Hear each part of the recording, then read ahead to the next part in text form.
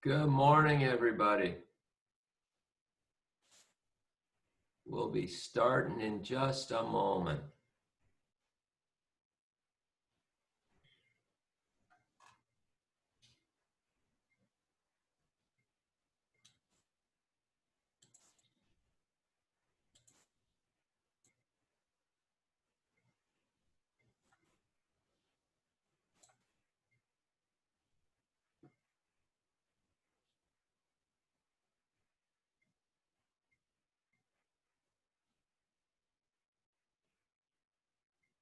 Okay. I've shared the Canvas modules page, so I want to show you where to get to the content that we're going to work through today. You'll note that we've also got a class videos page there, where I have been able to record the lecture or the tutorial. I'm going to post it under class videos. I'm also going to post them in the content. So on our content page, you'll notice that I'm making some additions. In some cases, I have transcripts. In others, like the financial accounting lecture we did yesterday, there is a video. And most of those videos will be closed captioned as well, in case I mumble and you can't hear what I said. There'll be closed captioning on those videos.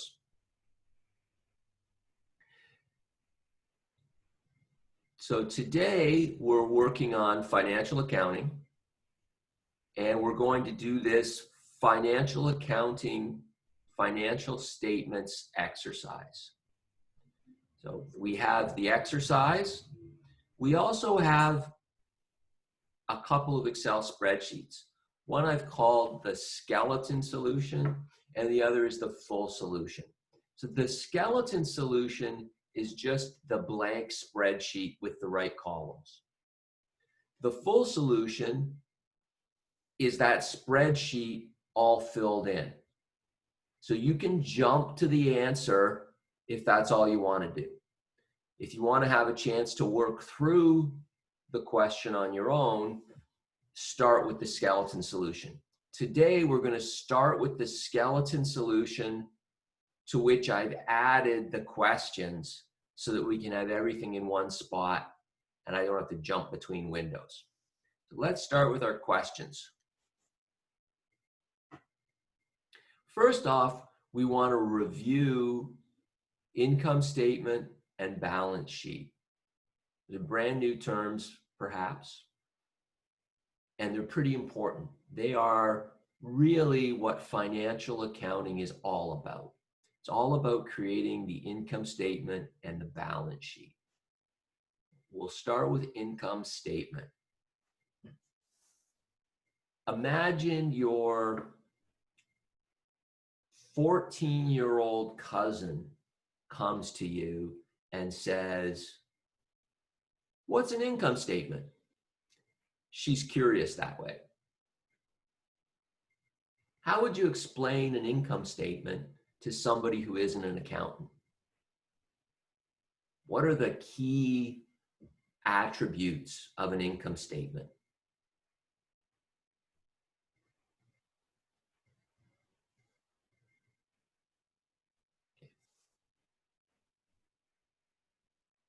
How about it measures how much, revenue minus expenses, actually, absolutely great answer.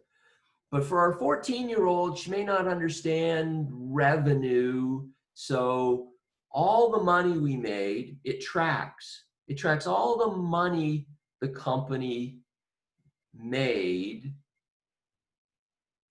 all the expenses the company had, and tells us how much profit we had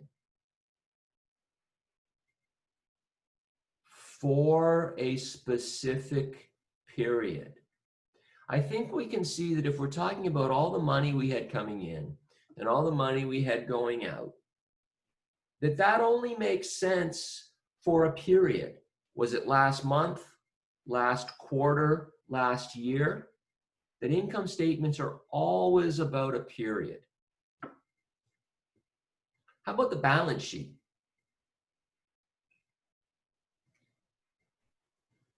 Your nephew Fred comes to you and says, hey, what's a balance sheet?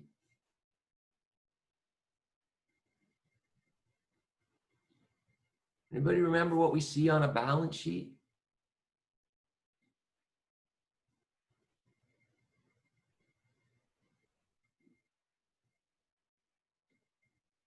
How about it's a report that shows everything the company owns and everything the company owes at a specific time. So the balance sheet is always a snapshot. It's always one specific time. It's never for a period. So when you publish your financial statements, and if you're a public company, that means you're on the stock market, you have to publish them every quarter, 4 times a year. If you're a privately owned corporation, you have to create them at the end of the year to show the tax man. So you'll have your income statement for the year and your balance sheet as of the end of the year. Okay. Let's get to the mechanics of the accounting. We're going to do a little bookkeeping, and the bookkeeping is recording these 6 transactions. And then we'll do a little interesting accounting. And the interesting accounting is analyzing what we've recorded to have some insights about our business. And now I'm going to jump over to the spreadsheet. Here's my spreadsheet. Away we go. This spreadsheet should look familiar. It's the same layout as the one we used in the lecture.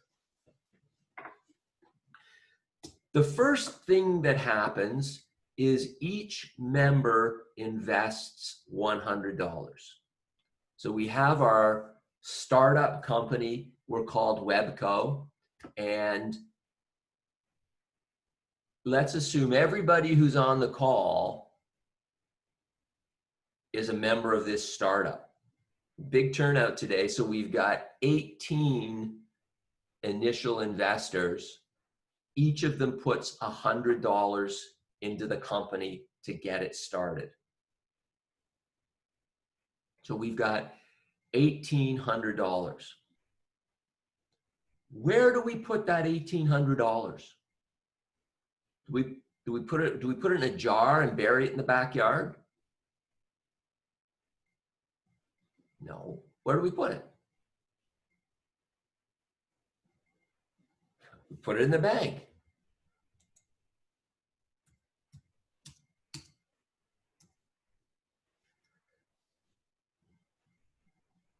We've put $1,800 in the bank. Whose money is that, though? It's the owners. So this $1,800 reflects the investment that we've had from the owners. We show that on our balance sheet as owner's equity.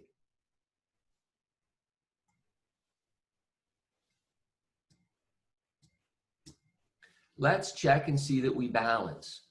Our equation is assets, things we own, minus liabilities, things we have to pay,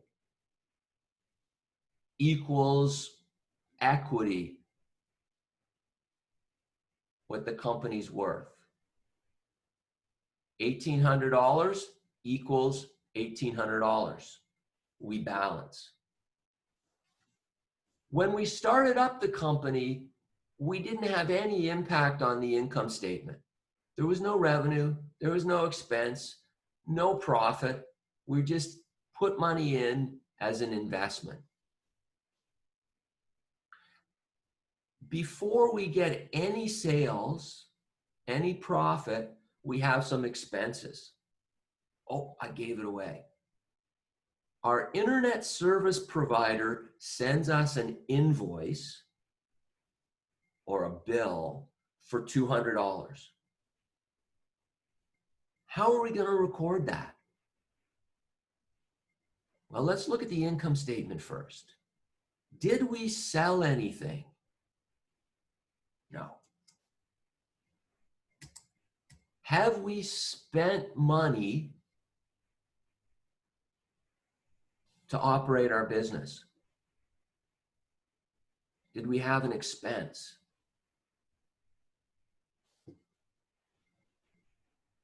I think we did. We've got this $200 that we spent on internet service. If we have an expense of $200, what's the impact that we have on profit? Negative 200. So if we stopped running the company right now, our company would have a loss of $200 because we have $200 in expenses and no revenue. This profit always shows up on our balance sheet as retained earnings. Retained earnings can be thought of as the link between the income statement and the balance sheet. It's sort of a running record of our profits. So now we've got a nice balance on our income statement equation. Negative 200, negative 200. Our balance sheet equation, though, doesn't balance, right? We've got negative $200 on the right-hand side. We don't have anything. We've got zero on the left-hand side. How are we going to make this thing balance? We kind of got two choices, I think. We could take $200 out of the cash, or we could put $200 into accounts payable. I'm with Robert. It goes in accounts payable.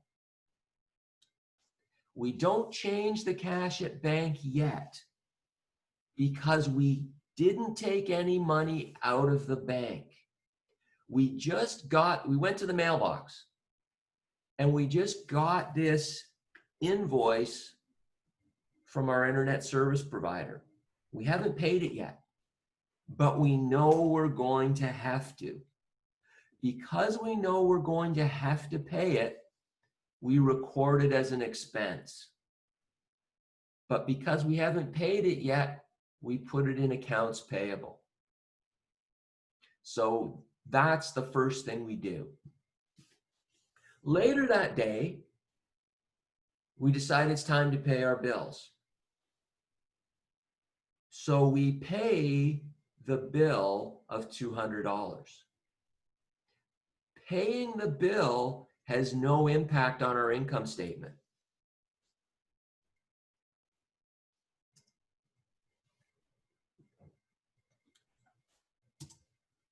It has no impact on our income statement because we already recorded the expense. Now, if we're paying the bill, where do we get the money to pay the bill? We take it out of the bank. So we take $200 out of our bank account.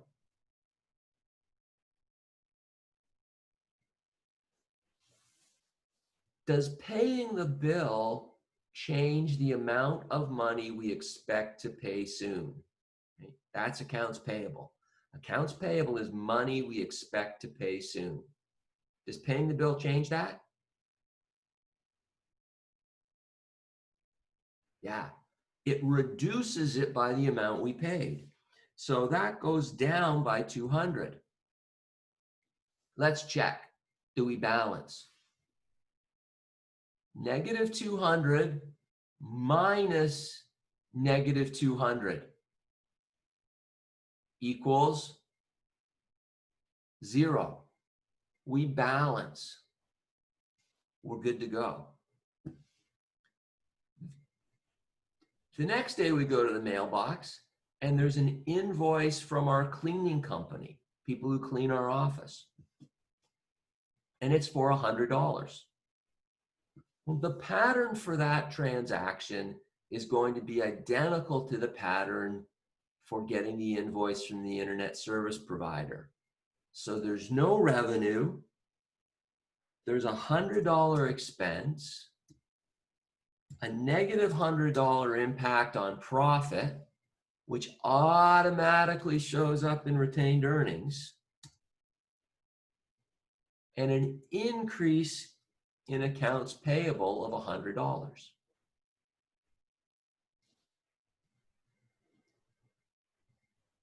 Here's a good one. We invoice $700 to Citco for email services. So our friends at Citco, the chair company, have hired us to set up an email server for them. And we're done. We're all finished the work so we can send them the invoice. We send them the invoice for $700. Just finishing the work doesn't mean we've incurred any expense. So this transaction all on its own drives profit up by $700. Profit automatically comes over to the balance sheet in retained earnings.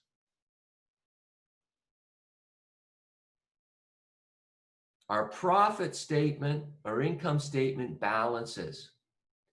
Does our balance sheet balance yet? No. We've got $700 on the right-hand side. We've got to get $700 on the left-hand side. We can't say cash at bank because we haven't been paid yet. All we did is send the bill. How are we going to record this? We're going to record it in accounts receivable. Right? Accounts receivable is money we expect to get soon. And because we've sent the bill, we expect to get this money soon. Do we balance? $700?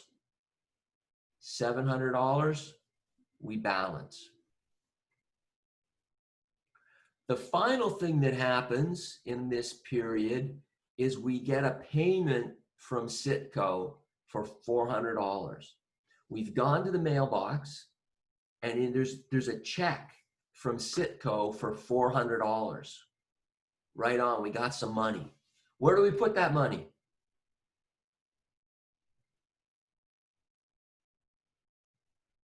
Yeah, we put it in a bank.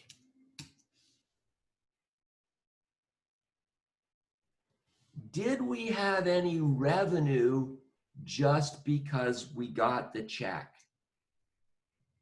No, we already recorded the revenue up here when we sent the invoice. So just getting the check has nothing to do with our revenue, expenses, or profit. So we can't have any change in retained earnings. Did the amount of investment that the owners have made change? No. But we still need to balance. We've got $400 more in the bank. How are we going to make this equation balance?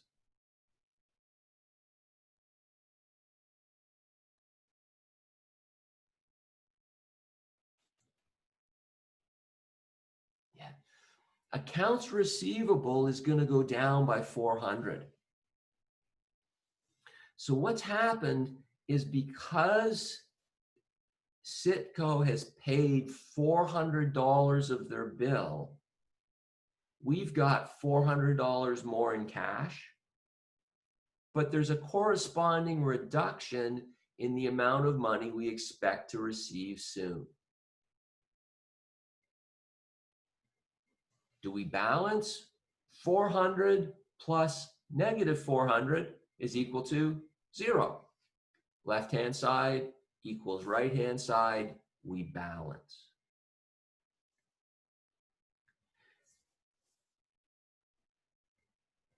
we've reached the end of the month and we want to calculate or add up everything that happened in the month to produce some financial statements. Our investors, our bank wants to see how we're doing.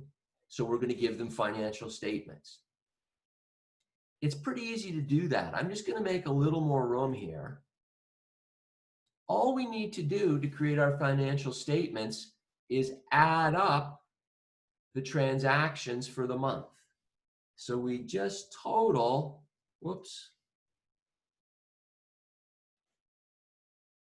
we total everything that happened in the month. And because it's a total, we make it bold. And we can see that for the month, we had revenue of $700.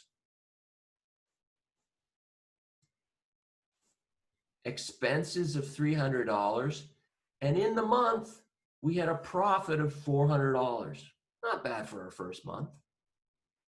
At the end of the month, how much money do we have in the bank? We've got $2,000 in the bank.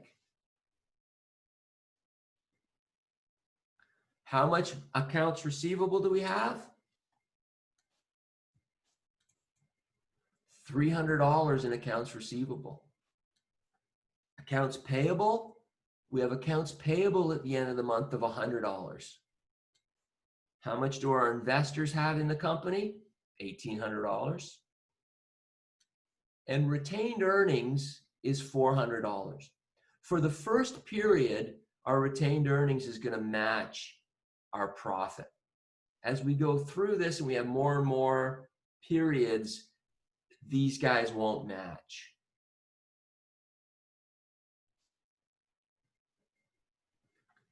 Now we can answer some interesting questions. What was our total revenue? $700. What was our profit? $400.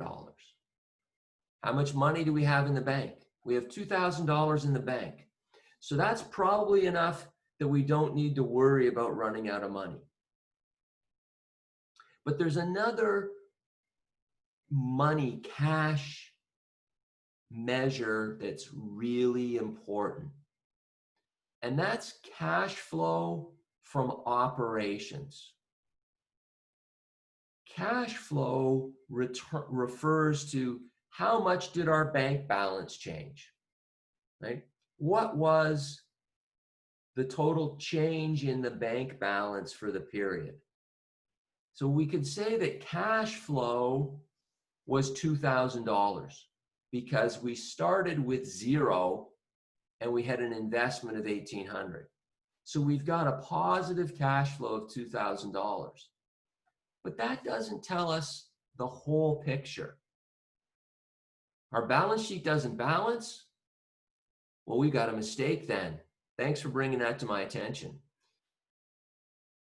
As soon as I finish talking about cash flow, we'll go back and make sure what we did with the balance sheet's right. Obviously, I made a mistake. Cash flow from operations is really important.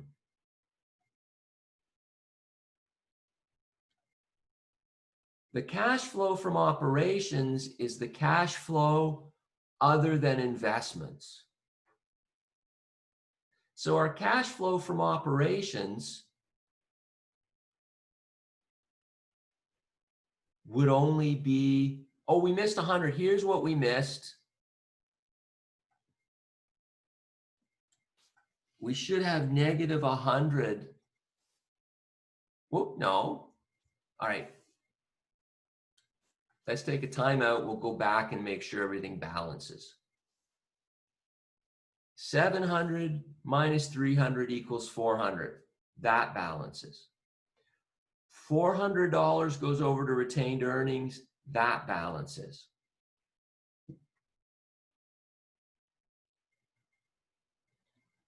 This side is 1,800 plus 400, 2,200.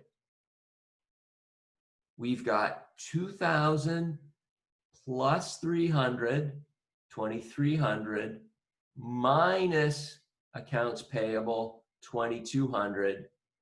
we do balance, right? Got to remember there's a minus sign in there.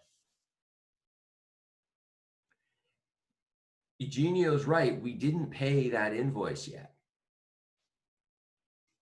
So our cash flow from operations is $400 in, $200 out. Our cash flow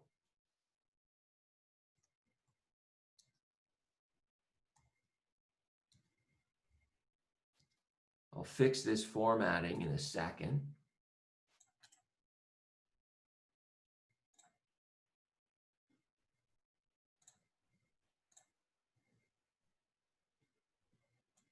What's our cash flow from operations? $200.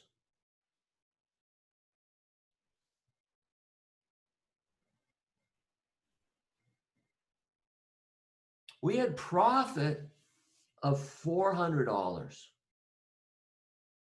but our cash flow from operations was only $200.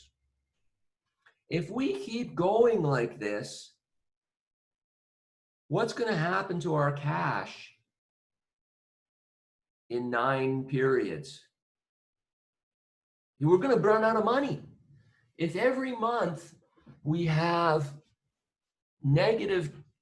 cash flow from operations that isn't positive, actually it was positive $200, we're okay. But if our cash flow is negative, what happens? We run out of money. So cash flow can be more important, if not more important, more urgent than profit. When we look at financial statements, we often look at cash flow. That tells us whether or not we'll be able to keep paying our bills. And cash flow from operations, cash flow from running the business is really important because it takes out investment, it takes out loans. So it gives us a measure of whether or not running this company actually generates cash. So cash is a little bit more important than profit. Why is that? Well, let's think about it. Imagine you have a job. I bet most of you have jobs or have had jobs. You like your job. You like your boss. It's a small company. Everybody gets along. You come into work one day and your boss says, you know, things are going pretty good. We had a good profit last month, but not all of our customers paid their bills. I'm afraid I don't have enough cash to pay you this week, but I'm pretty sure I can pay you next week. What do? Your boss just told you she can't pay you for the last week. Do you keep working there?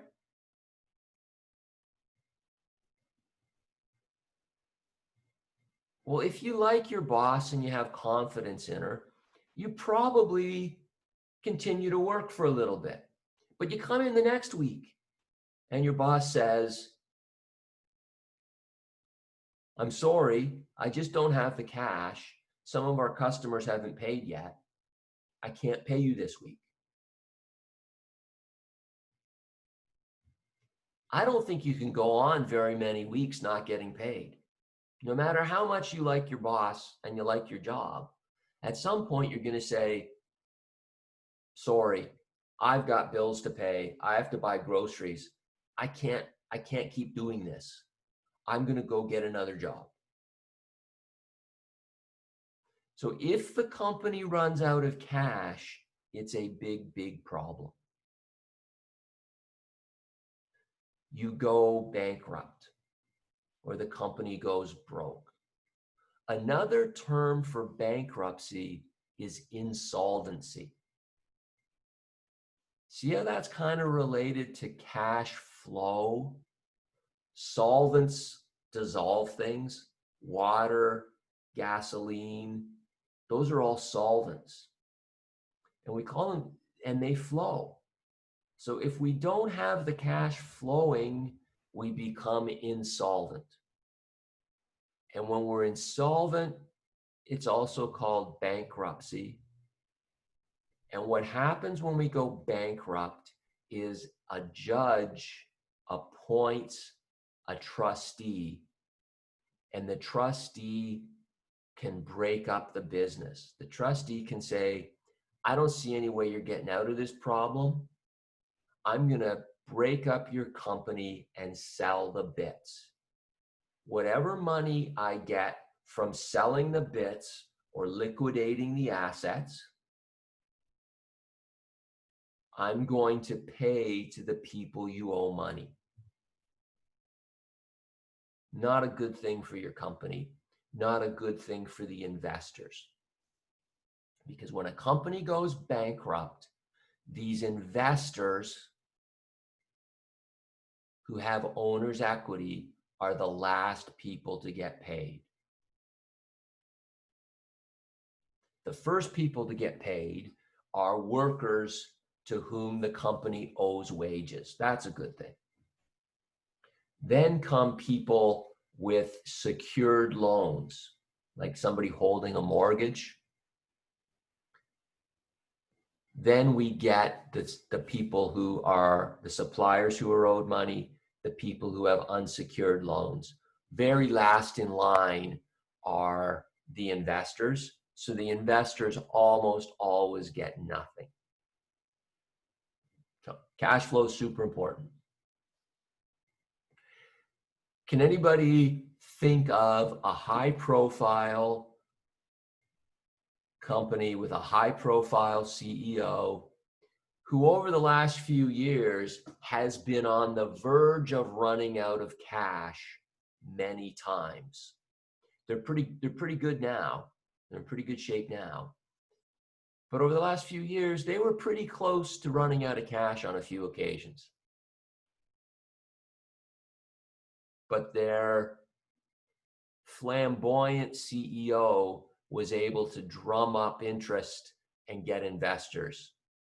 And those of you who said Tesla are 100% correct.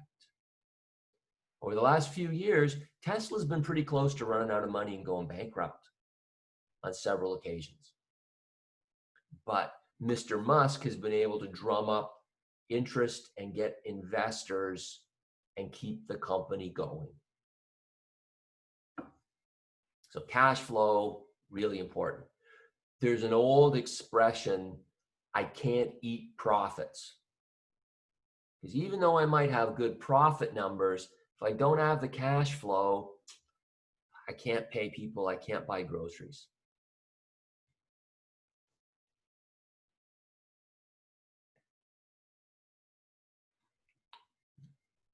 There's a real red flag in our accounting transactions here. And we should have noticed this red flag well before we got to the point of adding everything up. In our list of things that happened, is there anything that makes you say, whoa, wait a minute, what's going on? This could be a big problem.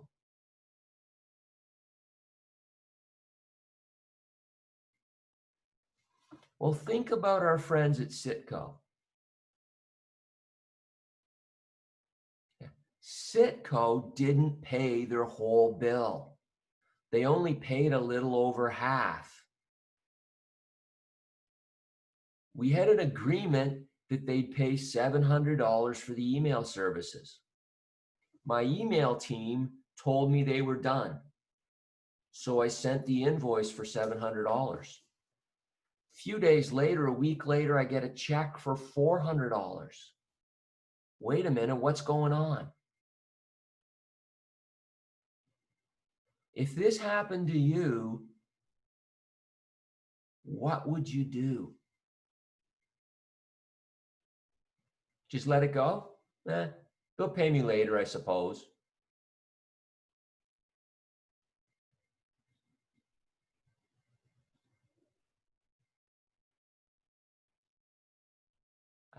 Before we call our lawyer, who should we call?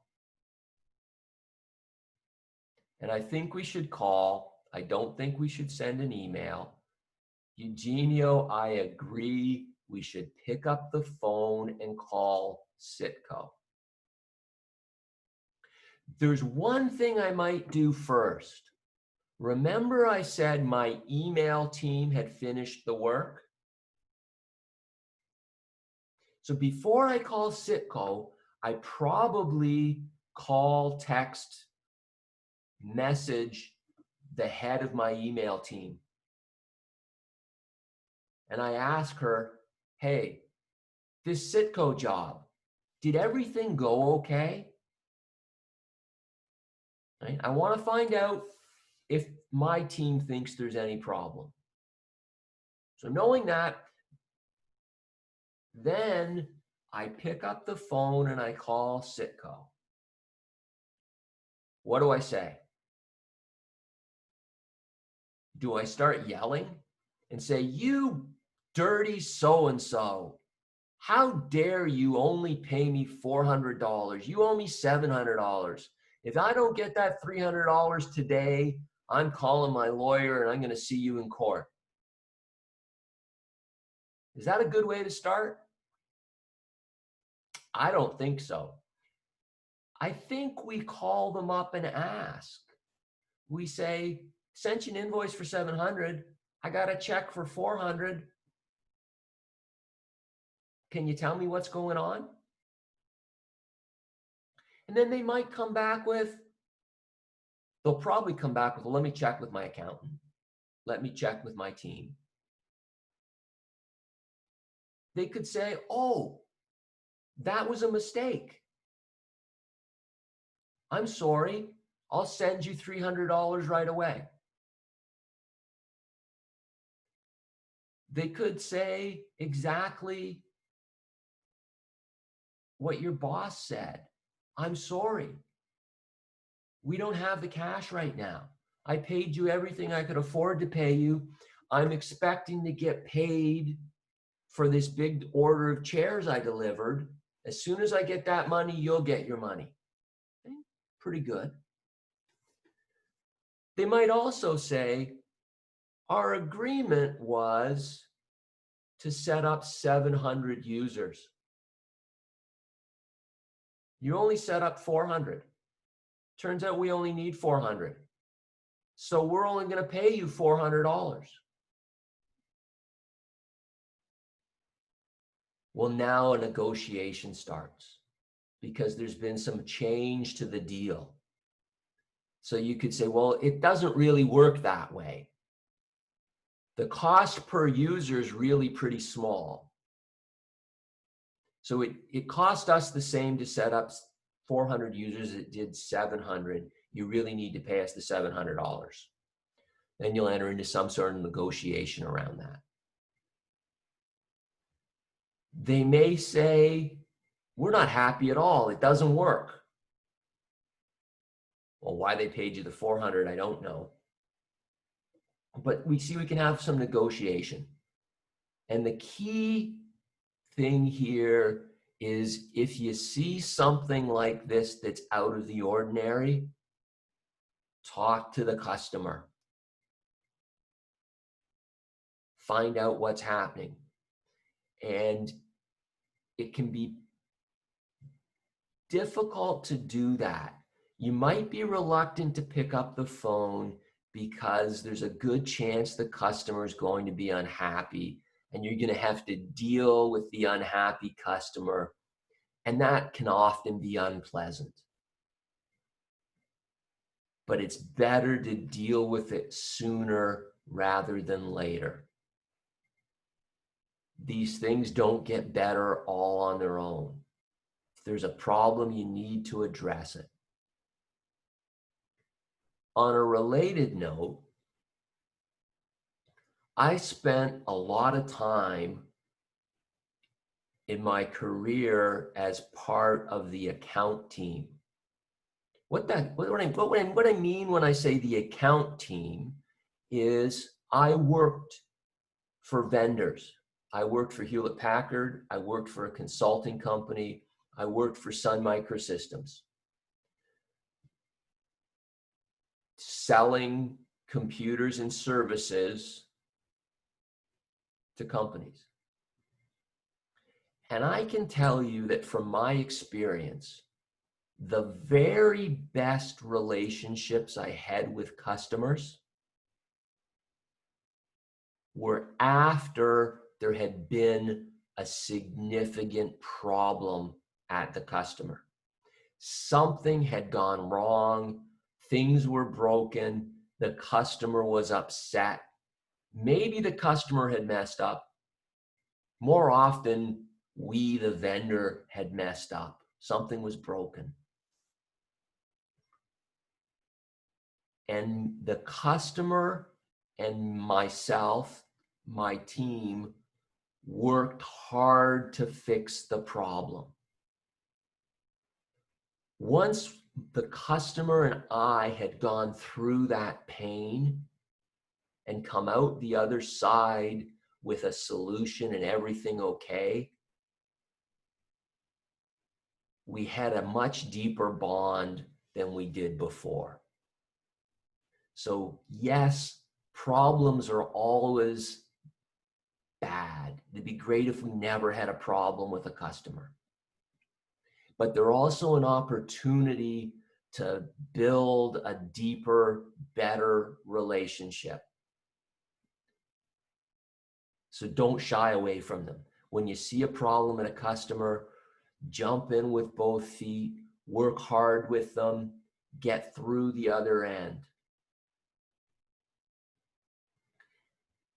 There's an expression about relationships being forged.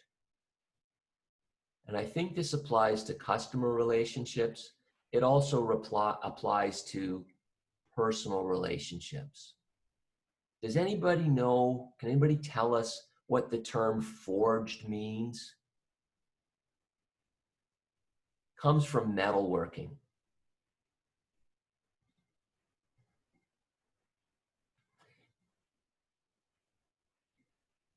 A blacksmith has a big furnace, right? Big hot fire. And the way they make things is they take a raw piece of metal and they put it in the fire and they heat it up. Hot metal is easier to form. So they heat this metal up, then they take it out of the fire and they bang it with a hammer to get it in the shape they want. So you start with raw metal and you end up with what you wanted. That's a good result. But how did you get there? Fire and banging. It's a hard, violent process. So we talk about relationships being forged. And I think that means that really good relationships come out of some sort of difficult, painful process. And looking back on my life, the personal relationships I have that are the best are where the friend or family member and I went through something tough and came out the other side. So it applies to your personal life. It also applies to your business life.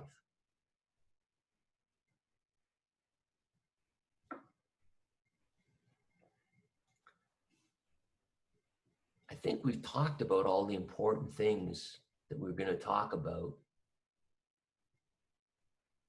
for our class today, and you'll have some Biz Cafe kind of time for the rest of the period. Any questions about the accounting stuff we talked about? Any questions about the course in general?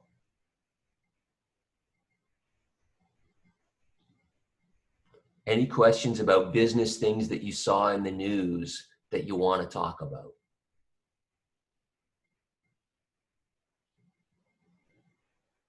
Right? Then that wraps up our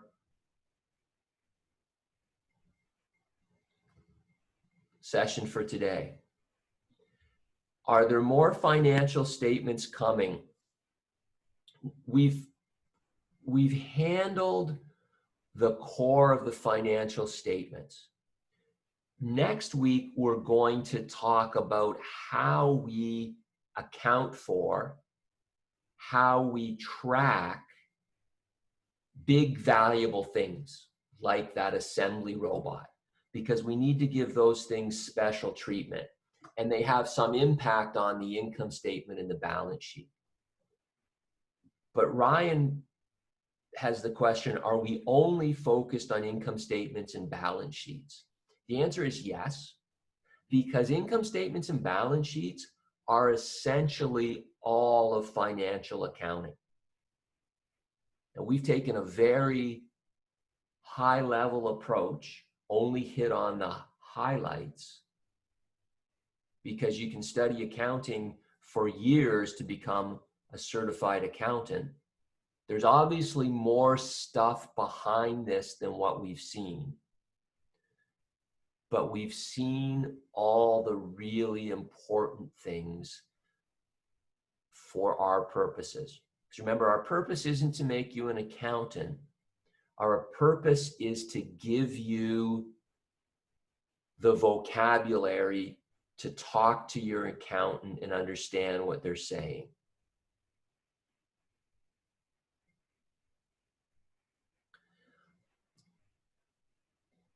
Yash has a question for us here, or a comment that just came to me on the chat. A note about logistics. If you'd like your question to be seen by everybody, and most questions I think would be best seen by everybody, don't chat to me privately, try and chat to everybody. The question was, a person needs a $50,000 investment and he gets it from his uncle in exchange for 10% of the company. That's not an uncommon way to raise money. When that happens, that will show up in owner's equity, because your uncle is now a 10% owner. Somewhere else we would record that the uncle now owns 10% of the company, but it would show up on our books exactly the same way the investment from our initial owners showed up.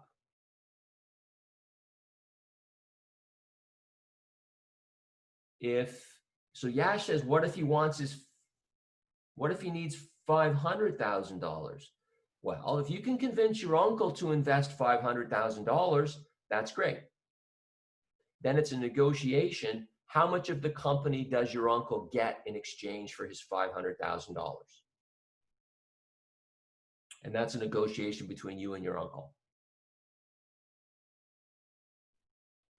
If instead of getting 10% of the company and becoming a shareholder, your uncle loaned you the money, it would show up differently. The way a loan from your uncle would show up is we'd need a different column in liabilities. Let me see if I can add one.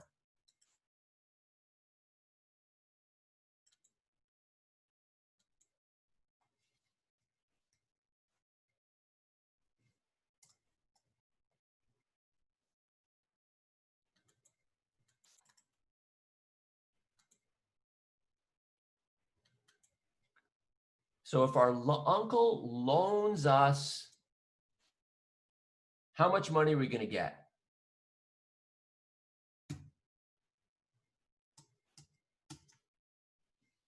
Our uncle's going to loan us $5,000. We put that $5,000 in the bank. We'll bold it just so we can all see it nice. We put that $5,000 in the bank, but now we have another liability of $5,000. And that liability is different from accounts payable because it's a loan. Accounts payable is only money we expect to pay soon. Loans are money we expect to pay over a longer period of time and maybe pay interest on them. Usually pay interest. If it's from our uncle, maybe we don't pay interest. Does that make sense?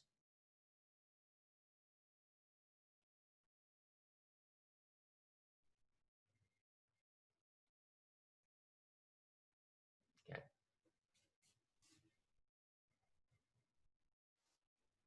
What's better for the company, a loan or an investment?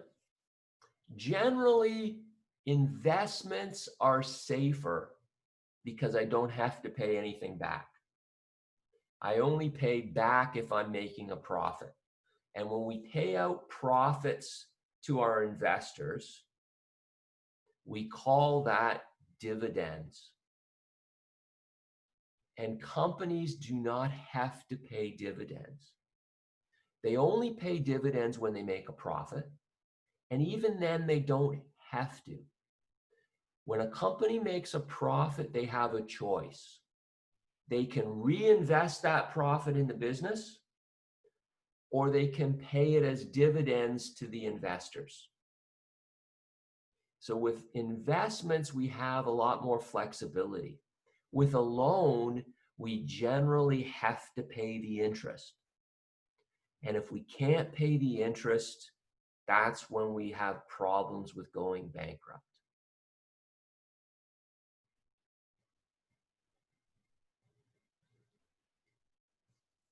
No, great question about the investment from the uncle.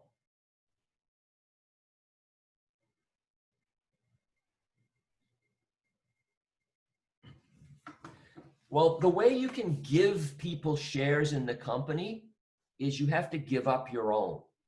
So when you started the company, let's get rid of the uncle's investment here so we can see sort of the time frame better. When we started the company, let's assume we only had one owner. I, James Long, took $1,800 out of my personal bank account. I put it in the company bank account and I started my company. At that point, I own 100% of the company. I own all the shares. If I want to sell part of the company to my uncle, the only way I can do that is by giving up some of my shares.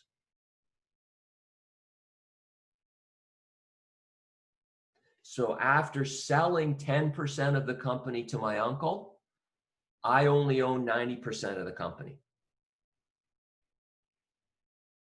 So when you sell part of your company, you give up a little bit of control.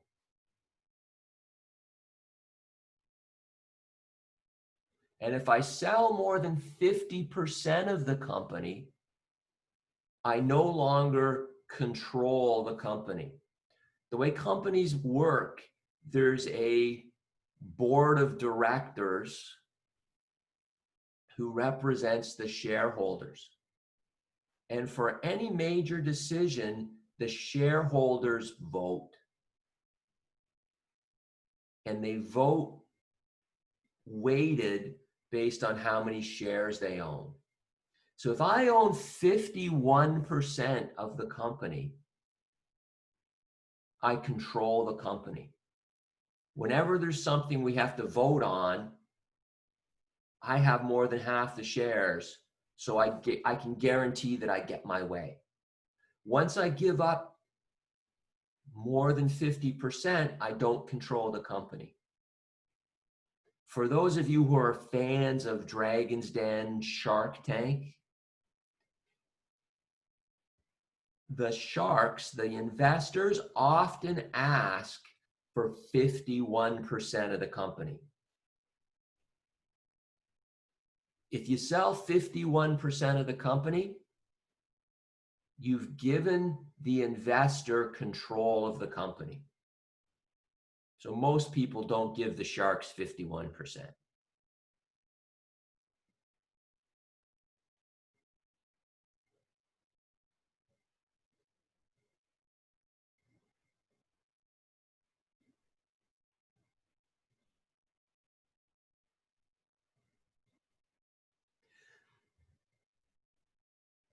Yes, it is fair. So this question is, later on, another investor is willing to pay $500,000 for 10%.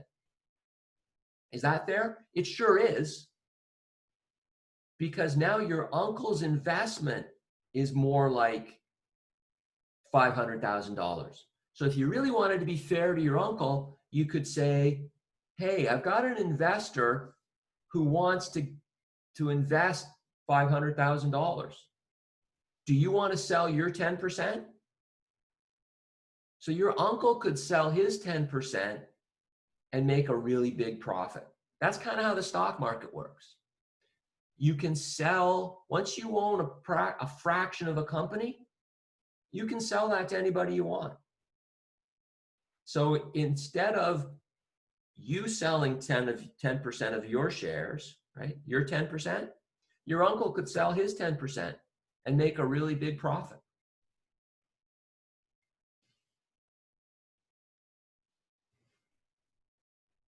What I think we'll do is I'll build a little lecture on stocks and investing and startups, and we'll do that later in our lectures because we'll have a little bit of time at the end, maybe the second to last week or the last week of lectures. We'll talk about investing. Okay. I think we're at the end.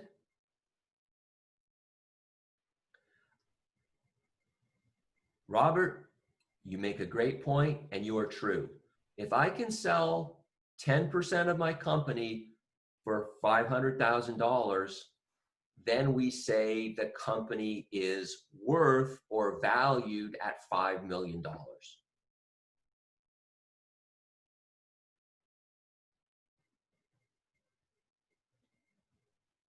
And when we talk about what a company is worth, it's not how much money they make, how much money they have in the bank. It's usually how much all of their stock added up is valued at.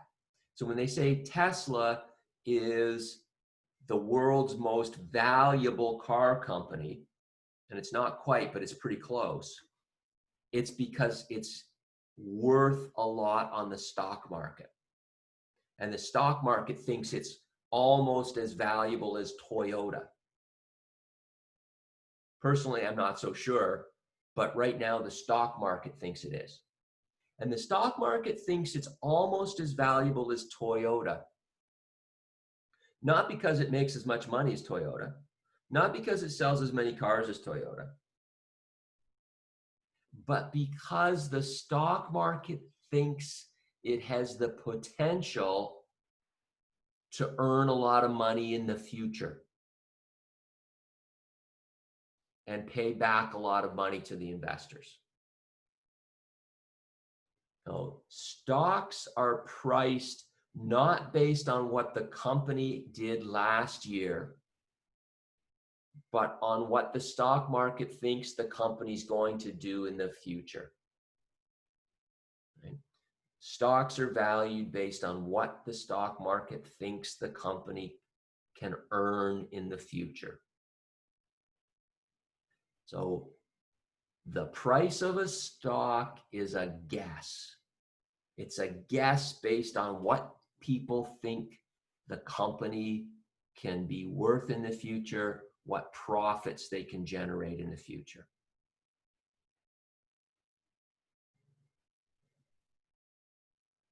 To get all technical and financy, remember we talked about net present value in systems?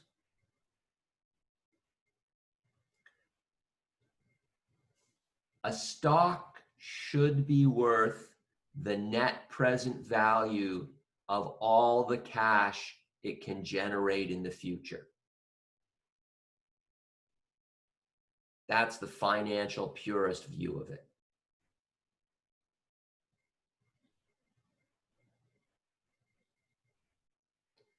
But there are two reasons to buy a stock. One is you think that the company's actually worth more than the stock market does right now. That would be called value investing.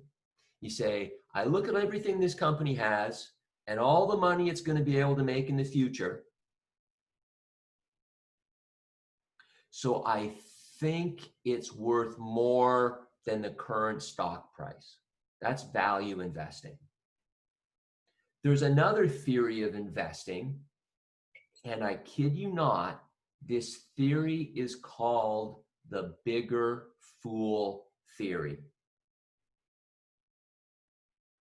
The bigger fool theory goes like this.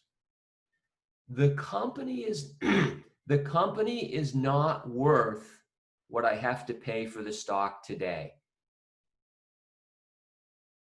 I'd be a fool to buy it.